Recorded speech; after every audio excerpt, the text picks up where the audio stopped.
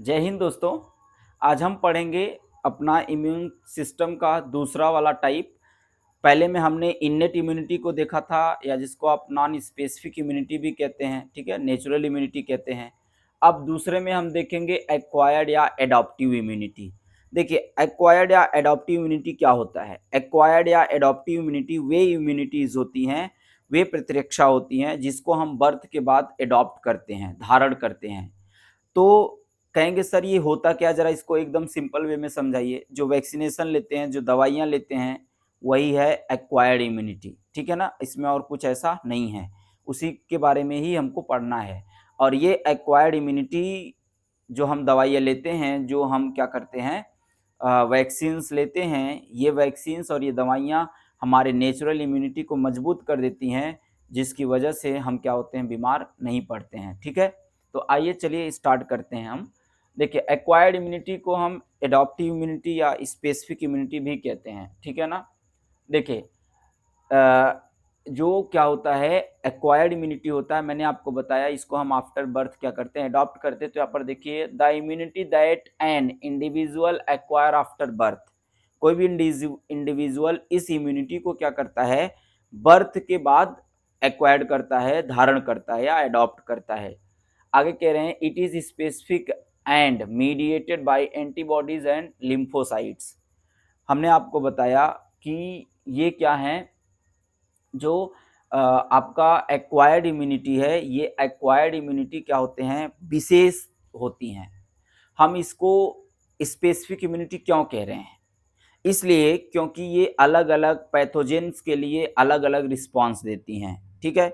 जैसे कोविड-19 का अलग होता है रिस्पॉन्स, ठीक है ना। पोलियो वायरस का अलग होता है, हेपेटाइटिस का अलग होता है, हेपेटाइटिस का, ठीक है ना। इन्फ्लुएंजा का अलग होता है, अलग अलग वैक्सीनेशंस होते हैं। तो इसलिए ये क्या होते हैं, अलग अलग डिजीज़ के लिए अलग अलग होता है। जैसे इसको हम एक उदाहरण के साथ समझ सकते हैं।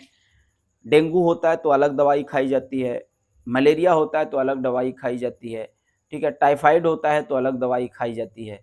तो क्या है, स्पेसिफिक दवाइयाँ बनी हैं उनके लिए।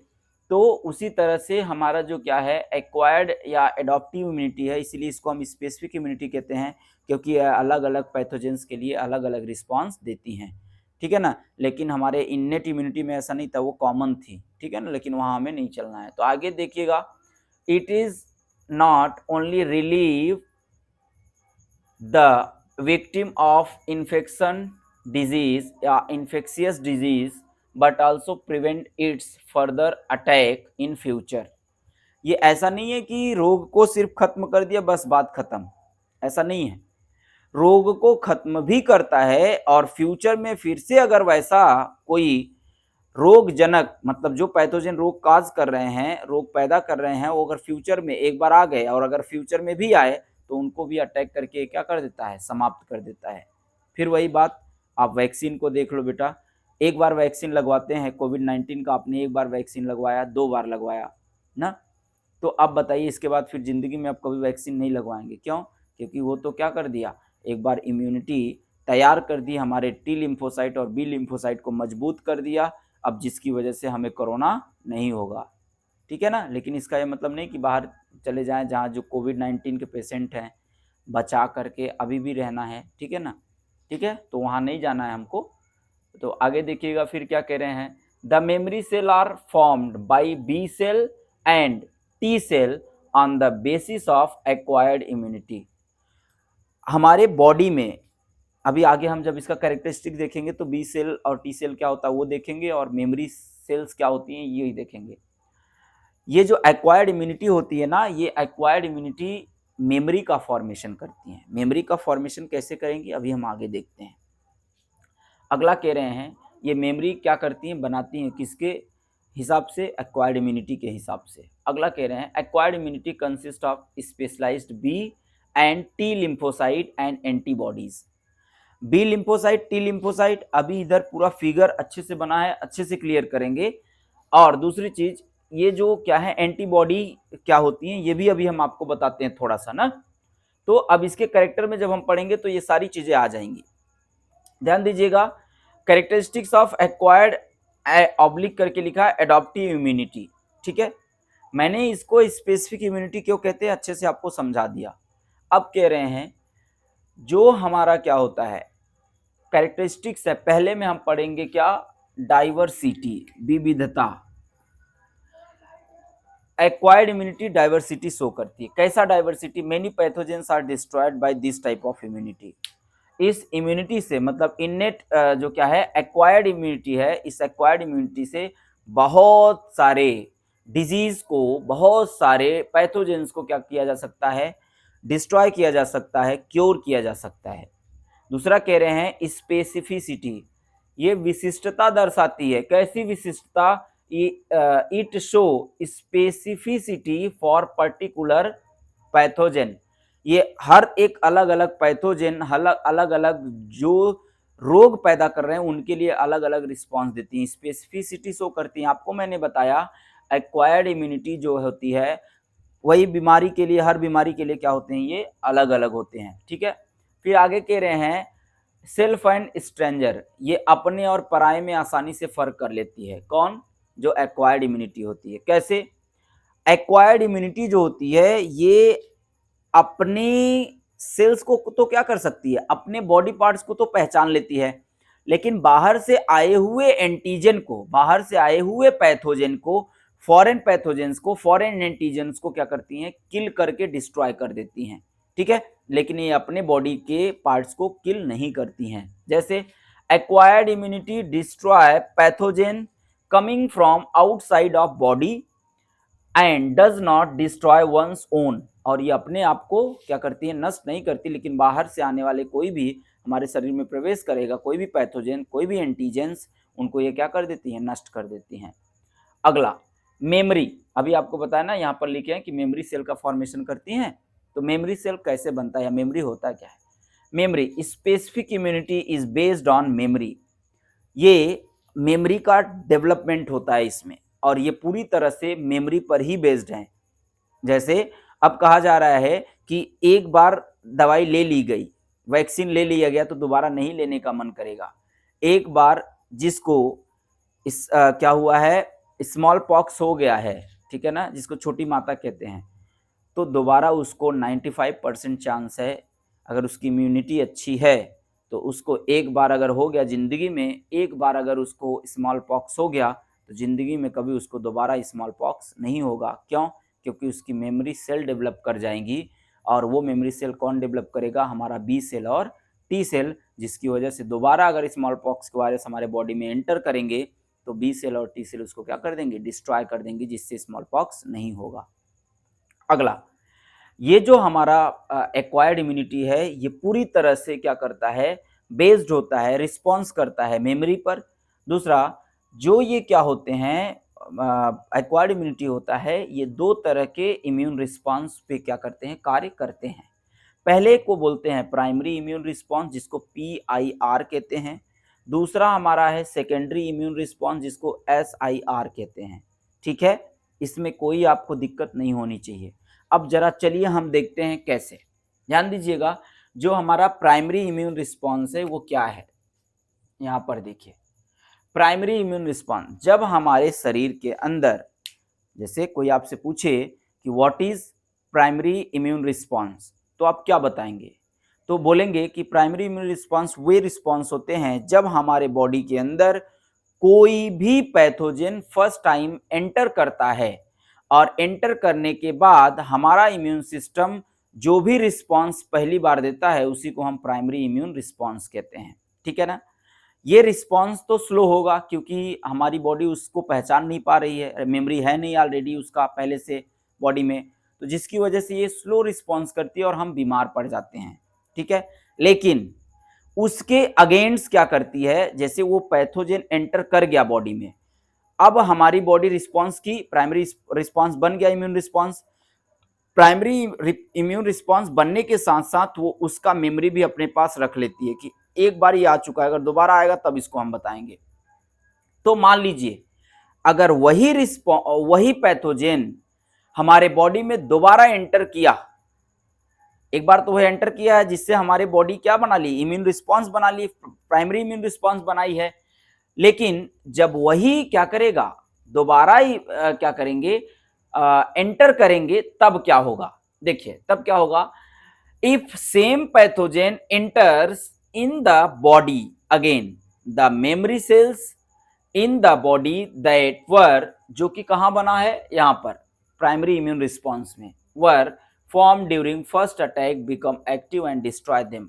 वो क्या करेंगे, वो एक बार तो बन गया तो उसको पता तो नहीं था ना, लेकिन जब वो दोबारा जाएंगे तो अब तो बॉडी को पता है कि आ जाओ तुम, अब हम तुमको बताते हैं। जैसे ही वो आएगा दोबारा हमारी बॉडी उसको क्या करेगी, किल कर देगी। तो देखो प्राइमरी इम्यून रिस्पॉन्स क्या है, it make when pathogen inter in the body for the first time the bodies immune system produce a primary immune response against them, means pathogens, and this response is of slow intensity, ये बहुत तीव्रता का नहीं होता, ये बहुत ज्यादा ताकतवर नहीं होता, hence we fall ill, और हम क्या होते हैं, बीमार पड़ जाते हैं। लेकिन but memory cell get accumulated memory from the first attack of pathogen, जब जैसे ये पैथोजन अटैक किया था ना तो उससे क्या होता है, हमारा इम्यून सिस्टम क्या कर लेता है, एक मेमोरी डेवलप कर लेता है। क्लियर। आगे कह रहे हैं सेकेंडरी इम्यून सिस्टम। क्या है सेकेंडरी इम्यून सिस्टम, जरा ध्यान दीजिएगा। Secondary immune system, if some pathogens enters in the body again, same pathogen वही हमारे बॉडी में फिर से एंटर कर रहा है तो फिर क्या करेंगे, सेल्स, कौन से cells, the memory cells in the body that were form during first attack become active and destroy them. अभी आपको मैंने इसके बारे में बता दिया। अब आगे कहा जा रहा है कि सर ये जो जितनी भी चीजें हमारे बॉडी में बन रही हैं, बी सेल टी सेल जो आप बता रहे हैं, ये बी सेल टी सेल का फॉर्मेशन होता कैसे है, ये इम्यून सिस्टम की जो टिश्यूज होती हैं, जो सेल्स होती हैं, इनका फॉर्मेशन कैसे होता है। ये बोन आपको दिख रही है, बोन के अंदर इसका ऊपर वाला भाग मैंने हटा दिया है, देखिए। हटाने के बाद जो उसके अंदर हमें नेटवर्क लाइक स्ट्रक्चर दिखेगा उसको हम बोन मैरो कहते हैं। यही बोन मैरो से एक प्लूरीपोटेंट सेल्स बनता है, जैसे टोटीपोटेंस होता है वैसे प्लूरीपोटेंट होता है। ये प्लूरीपोटेंट सेल, इसके पास पोटेंशियल होता है 100, 200, 300 क्या होने का, सेल को मैन्युफैक्चर करने का, ठीक है। तो ये प्लूरीपोटेंट सेल अगेन फॉर्मेशन करती है टू टाइप्स के स्टेम सेल्स का। फर्स्ट को बोलेंगे लिम्फॉइड स्टेम सेल, सेकेंड को बोलेंगे myeloid stem cells. Myeloid stem cells also known as blood stem cells. क्यों blood stem cells myeloid cells को क्यों कह रहे हैं, क्योंकि ब्लड में जितने भी कार्ब सेल्स मतलब कणिकाएं पाई जाती हैं, जैसे WBC, RBC, प्लेटलेट्स, उन सबका फॉर्मेशन माइलॉइड स्टेम सेल करती हैं। जैसे मोनोसाइट का WBC, माइक्रोफेज WBC, और क्या है माइक्रोफेज, और क्या है यहाँ पर न्यूट्रोफिल्स, ठीक है ना, neutrophils WBC, basophils WBC, acidophils WBC, इन सबका फॉर्मेशन, अब क्योंकि WBC किसका पार्ट है, ब्लड का ही पार्ट है, तो इसीलिए हम इसको माइलॉइड स्टेम सेल को क्या बोलेंगे, ब्लड स्टेम सेल कहते हैं। यहाँ तक क्लियर हो गया। आगे फिर हमारा है दूसरा, माइलॉइड स्टेम सेल क्लियर। दूसरा कह रहे हैं lymphoid stem cell. Lymphoid stem cell भी किससे बनता है, प्लूरीपोटेंट सेल से।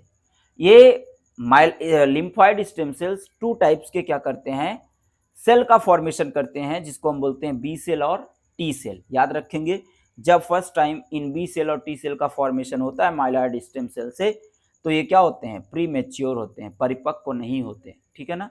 दोनों क्या होते हैं, प्री मैच्योर होते हैं। ये प्रोसेसिंग के लिए, मैच्योर होने के लिए कहाँ जाते हैं, ब्रूसा इन बर्ड।